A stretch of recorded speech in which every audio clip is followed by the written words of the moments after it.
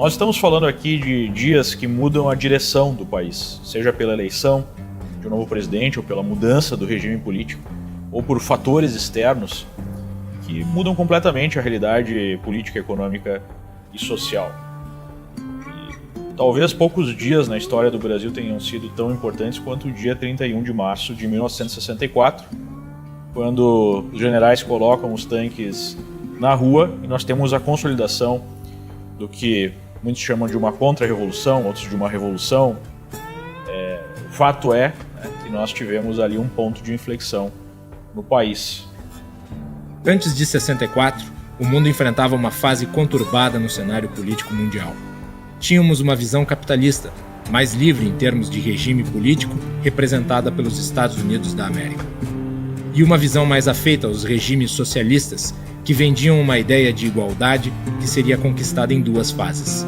Na primeira, seria a concentração de poder na mão de alguns poucos líderes. E na segunda, criar uma sociedade igualitária e sem Estado.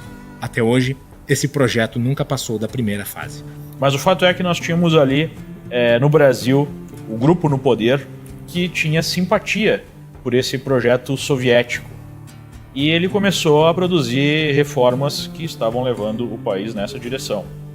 A sociedade civil, de uma maneira geral, e aqui eu falo de todos os representantes da sociedade, jornais, né, uma boa parte da estrutura do Estado, a opinião pública, era contrária a esse projeto.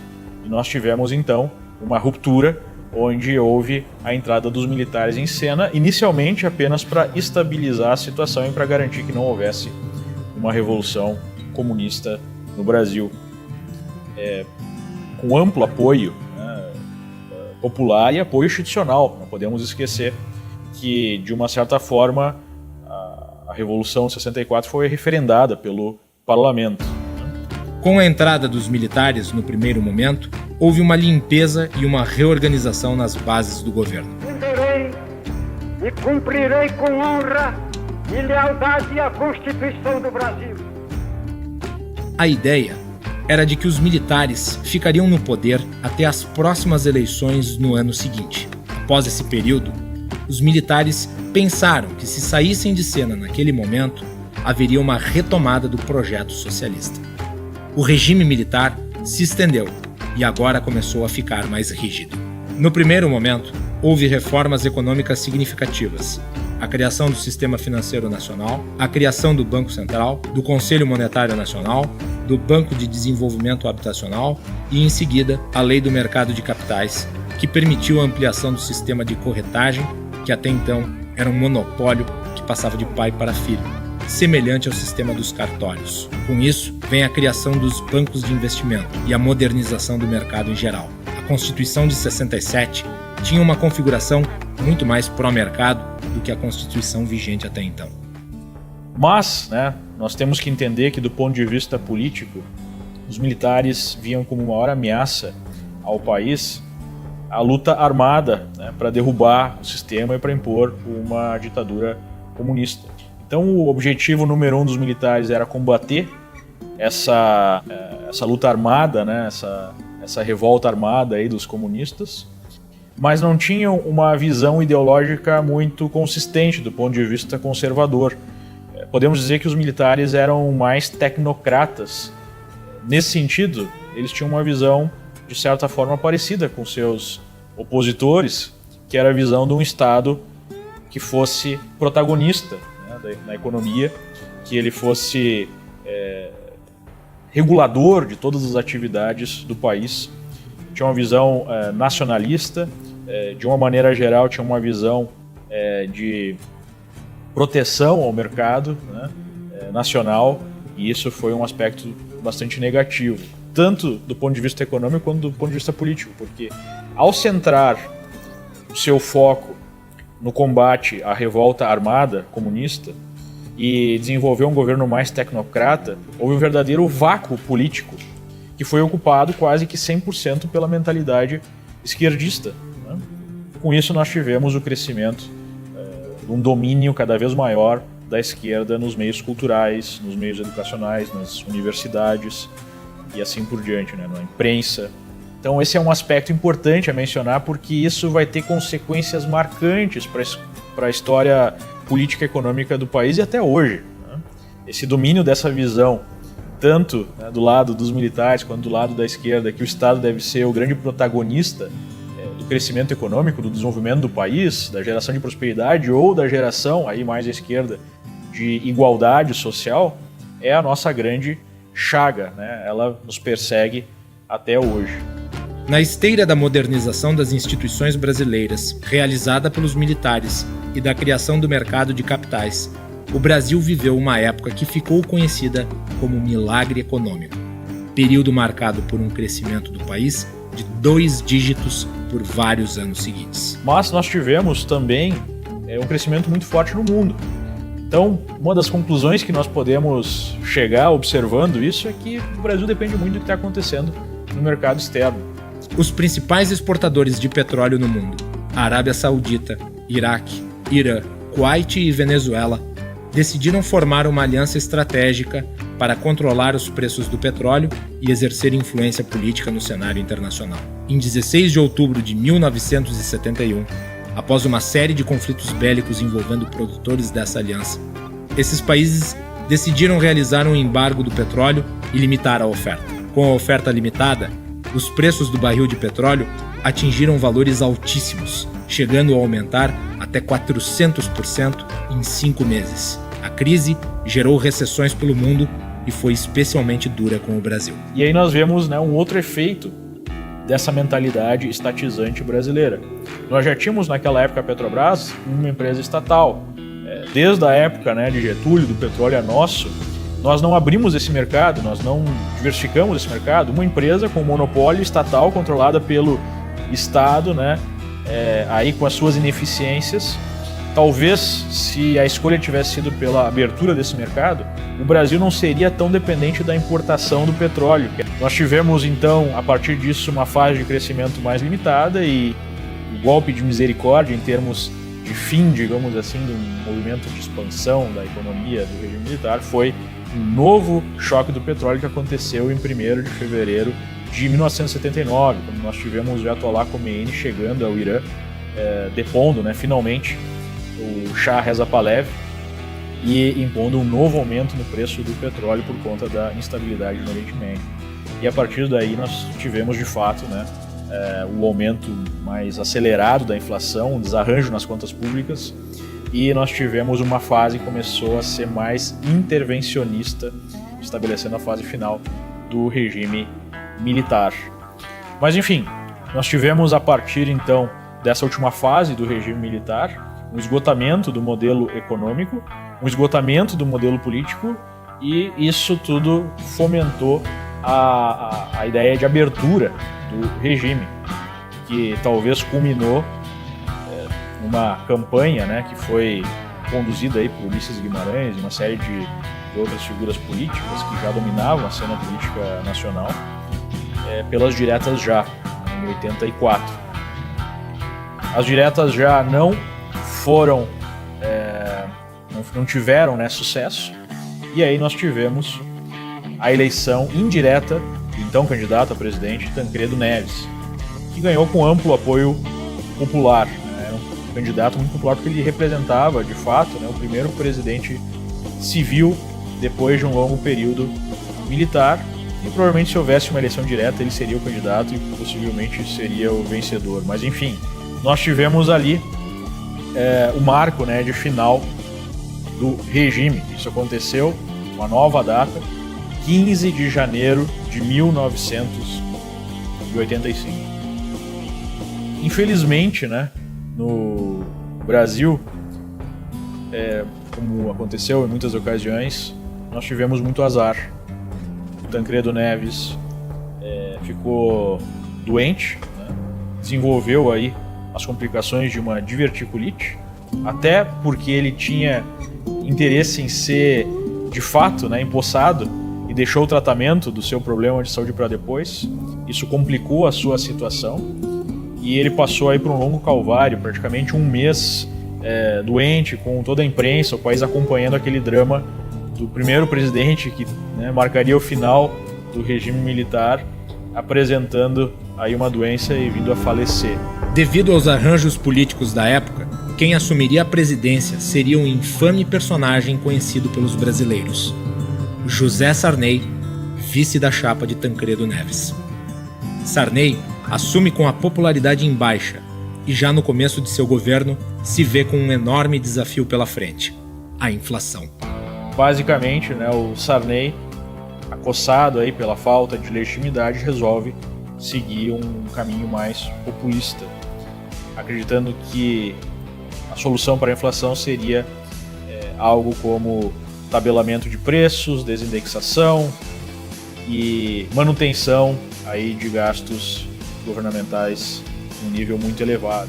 Seguido, em 86, nós tivemos o Plano Cruzado, que aparentou um primeiro sucesso, já que você tinha tabelamento de preços, e em seguida nós tivemos uma eleição onde o PMDB ganha então 22 dos 23 estados, eleições para governador, uma lavada, talvez a maior lavada eleitoral da história brasileira em termos de um partido concentrando o poder. Após essa eleição aconteceu um pacote, Era um novo pacote fiscal que objetivava aumentar a arrecadação do governo em cerca de 4% do PIB, através da elevação do IPI sobre automóveis, cigarros e bebidas, e um tarifaço nos preços públicos, atingindo gasolina, energia elétrica, telefone e correios.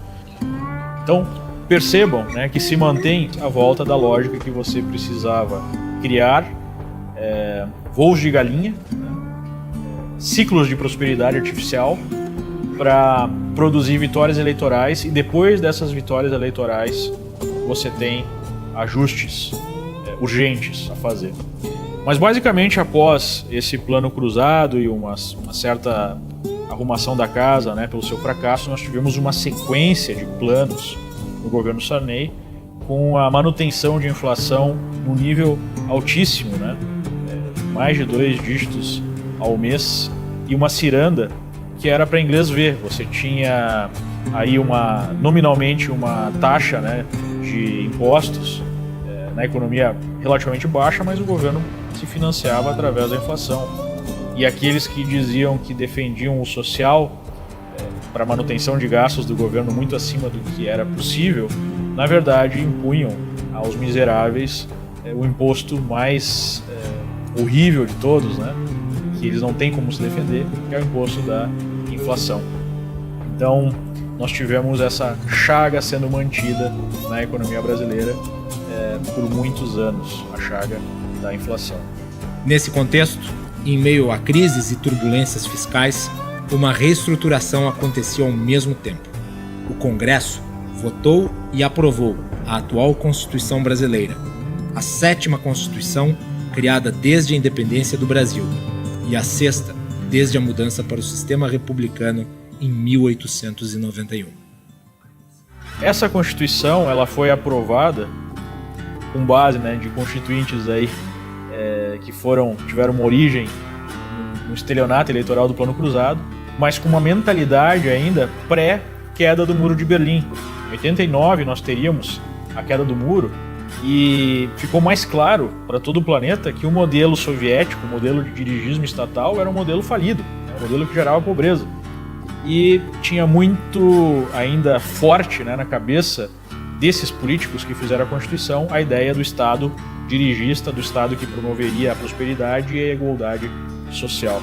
Então nasce ali uma Constituição profundamente estatizante, que gerava dezenas e dezenas de direitos sem explicar de onde viriam os recursos para garantir esses direitos, e colocava sob tutela do Estado praticamente toda a atividade empresarial, a atividade empreendedora que de fato gera riqueza, que gera uma situação fiscal impossível de ser controlada, de ser gerida. Sistematicamente, depois da Constituição de 88, nós tivemos os gastos do governo aumentando acima do PIB, e isso produziu, aí, em boa sorte, o estado de coisas que nós enfrentamos hoje. A atual Constituição brasileira é a 3ª mais extensa do mundo, com 64.488 palavras e com incontáveis direitos que se revelam impossíveis de serem cumpridos pelo Estado, tornando assim a máquina pública cada vez mais inchada, a fim de tentar solucionar os problemas que a própria Constituição criou. Após a promulgação da Constituição de 1988, chegava ao fim o governo Sarney, marcado pelo descontrole fiscal e por uma série de planos econômicos falidos. A eleição de 1989 projetava a política, mais uma vez tentando tomar as rédeas da economia do país. Foi a vez da histórica disputa entre o representante da ala radical de esquerda, Luiz Inácio Lula da Silva, e o candidato conhecido como Caçador de Marajás, Fernando Collor de Mello, que prometia acabar com a corrupção e posicionava-se como uma oposição a Lula e ao comunismo radical. Após uma disputa acirrada, marcada por calorosos debates políticos, Collor vence as eleições no segundo turno com 53% dos votos. E a primeira coisa que ele fez no dia 16 de março de 1990 foi lançar um plano econômico que, de forma contrária à sua promessa de campanha, estabelecia um confisco da poupança nacional. Algo que ele acusava o então candidato Lula a querer fazer. Foi um grande trauma nacional, foi algo que gerou um sofrimento gigantesco na população, gerou uma recessão imediata. Inicialmente nós tivemos um arrefecimento da inflação que voltou posteriormente com ainda mais ímpeto, da mesma maneira que tinha acontecido nos planos anteriores. O Collor ficou bastante, digamos assim, vulnerável a uma busca de derrubá-lo do poder. E o PT, na época, foi o grande partido que fomentou aí o processo de impeachment por questões de corrupção, né, que era a sua principal bandeira, a luta contra a corrupção. E, novamente, né, a história se repete. Com o confisco das contas públicas, Collor de Mello não tinha opinião pública a seu favor. Quando a oposição descobriu um Fiat Alba comprado com dinheiro de Caixa 2, ficou fácil para derrubá-lo do poder.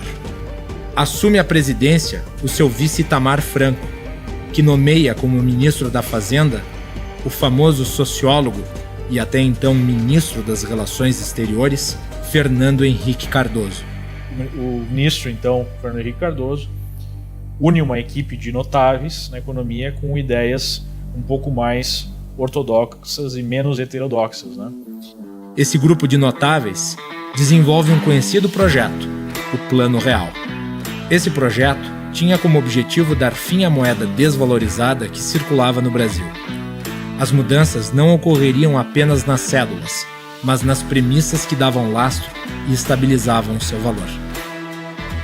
E, em seguida, né, em julho de 1994, nós tivemos, então, o real passando a ser utilizado como moeda, e nós tivemos a vitória sobre a inflação, que parecia para muitos algo impossível de ser alcançado.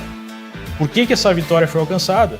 Porque, diferentemente de outros planos, houve, né, o foco aí na questão fiscal, no governo controlar os seus gastos, e obviamente foi feita uma engenharia financeira muito bem amarrada para conseguir acabar com a inflação. E a partir disso, com o grande sucesso do Plano Real, nós tivemos o Fernando Henrique se lançando como candidato. Até então, até o Plano Real, parecia que o sujeito que tinha mais chance, né, de ser eleito presidente era Lula. E esse momento marcou até uma ruptura entre os dois, né, que até então eram muito próximos do ponto de vista aí de aliança política. E o Fernando Henrique, então, é eleito ainda no primeiro turno, uma vitória acachapante, por conta do sucesso do Plano Real. E a partir disso, nós tivemos uma série de reformas econômicas que melhoraram muito a economia brasileira, né? Nós tivemos aí a instituição de um modelo de privatizações, nós tivemos uma série de leis que aumentavam a responsabilidade fiscal, nós tivemos o saneamento dos bancos públicos, nós tivemos aí a renegociação das dívidas, ainda antes, né, da vitória do Fernando Henrique, a renegociação de dívidas de Estado e bancos estaduais que eram utilizados como caixa sem fim, que era uma das origens da inflação brasileira. Com base nisso, o Brasil alcançou, depois de décadas de desarranjo, de total incapacidade de planejamento, de falta completa de estabilidade, nós tivemos uma fase bastante positiva. Essa fase positiva, ela foi colocada aí em teste, né, a partir do final do primeiro mandato do Fernando Henrique, quando nós tivemos uma série de crises econômicas no globo, especialmente a crise gerada aí pelo default, né, dos russos em 98, que produziu um verdadeiro terremoto dos mercados financeiros internacionais. E a partir daí, foi nesse momento que nós tivemos novamente aquela lógica do principal interesse de um político, de um governante, é se manter no poder ou garantir a sua reeleição ou garantir a eleição do seu candidato. Porque a partir daquele momento, uma das âncoras, né, que fez o real funcionar até então era a âncora cambial. E, obviamente, com base nessa crise, nós tivemos uma fuga de recursos de emergentes. E para equilibrar a situação, o Brasil precisaria de uma recessão e precisaria ajustar o seu câmbio. O câmbio até então passou de um câmbio fixo para um câmbio com bandas flutuantes e nós tínhamos a necessidade aí de um ajuste que seria dado pela liberação do câmbio. Com isso, nós tínhamos de um lado a necessidade de ajuste cambial, mas do outro lado a necessidade de reeleição do Fernando Henrique. Um dos pontos mais polêmicos do seu governo foi a emenda que garantia a reeleição.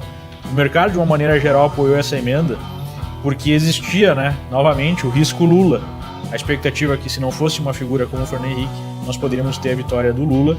E o Lula, até aquele momento, né, desde 89, ainda tinha uma plataforma extremamente radical, né, de esquerda, prometendo não pagar a dívida, prometendo rasgar contratos, desfazer privatizações, enfim, aquela história toda que nós já conhecemos. E nós temos, perto da eleição, essa crise estourando e o Brasil recorrendo ao FMI, mas impedindo um ajuste naquele momento porque precisava se garantir a eleição. E é aí que surgiu uma grande oportunidade para quem tinha o mínimo de conhecimento de como o mercado funcionava, de como a política funcionava, porque era óbvio, né, que nós teríamos um ajuste cambial logo após as eleições. De uma certa forma, um novo estelionato eleitoral. Como nós já vimos várias vezes na história do Brasil, o governo vai empurrar com a barriga uma situação ou gerar uma situação de prosperidade artificial para garantir votos. Ainda na esteira do sucesso do Plano Real, Fernando Henrique obteve vitória esmagadora na eleição de 1998 no primeiro turno. Porém, logo nos primeiros dias de governo, os brasileiros mais uma vez pagaram a conta da manipulação econômica feita pelo governo. Uma desvalorização cambial seguida de uma recessão forte atingiram o país. Desemprego, fechamento de empresas, insatisfação popular e até a abertura de processos de impeachment contra Fernando Henrique. Seu segundo mandato começou manchado pelo problema que naquela altura já era notável no cenário político nacional: o estelionato eleitoral.